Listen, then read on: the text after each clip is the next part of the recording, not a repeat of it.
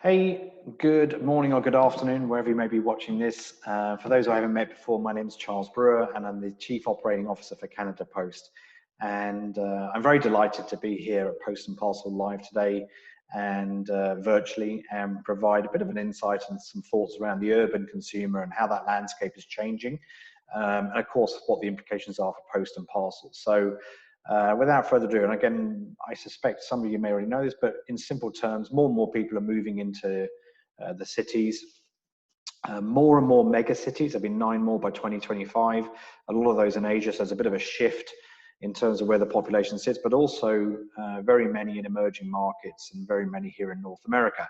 So in a mega city, for those who are not so familiar, is a city with more than 10 million people. And what that means is that sort of the opportunity, the commercial opportunity, is increasingly in the cities as opposed to in the rural areas, and that has huge implications in terms of what we will do from an e-commerce delivery perspective. And just to give you sort of some thoughts around some of the trends that are taking shape in sort of the e-commerce world and probably accelerated quite significantly over the last sort of 4, 5, 6 months on the back of COVID-19.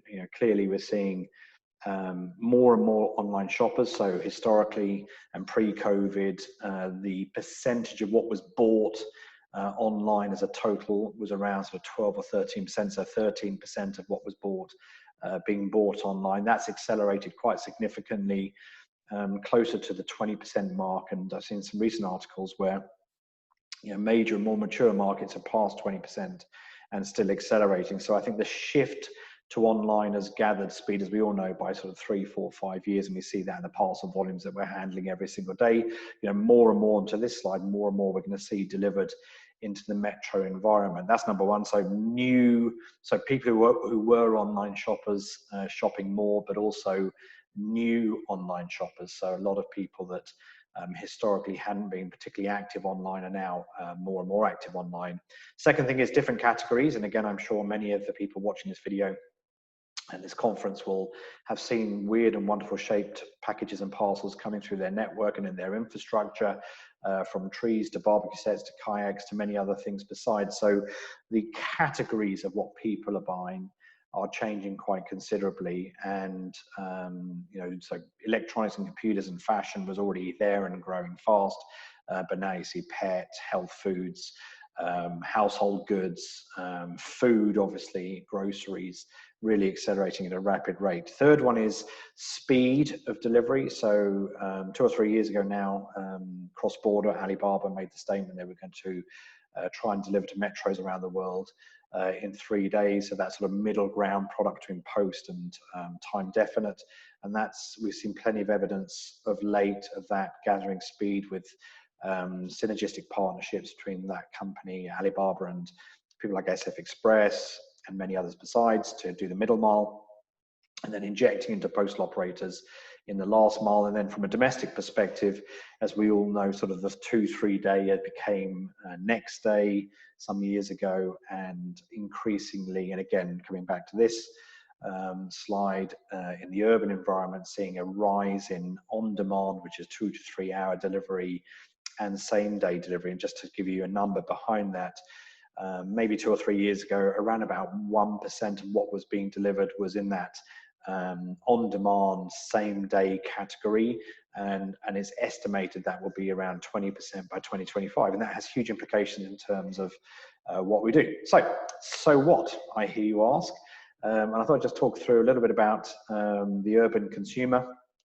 And as I've already mentioned, they're shopping more and shopping new categories. And I think one of the things about the move to urbanization is there is greater disposable income, and therefore they can shop more and shop in more categories.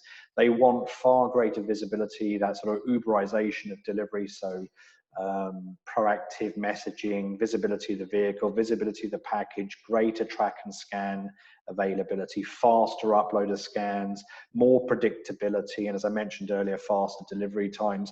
And they're also looking for, the urban consumer is typically looking for much greater choice, much greater convenience, and much greater control. And what that means is, if you think about the PUDO network, which I'll talk about in a second, having a few in a city doesn't really cover it.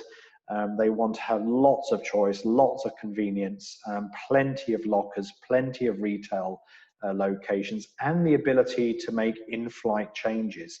So that ability to take control. So in the morning, they may choose to have it delivered to their house, and by the afternoon, their schedule has changed and they want to deliver to a retail location or to a locker.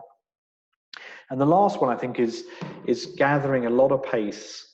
Again, I think off the back of COVID-19, the urban consumer, the regulatory environment, the municipalities are asking us, the post and parcel operators, to do it cleaner, greener, and create less congestion. So more parcels in its current form typically equals more vehicles on the road, and that's something that we're seeing increasing examples of across Europe, even here in Canada, and of course in Asia Pacific, where cities are saying to operators like ourselves, find alternative ways to deliver goods into our metros, into our cities. Make sure they're clean, make sure they're green, and if at all possible, try to remove the number of vehicles that do it.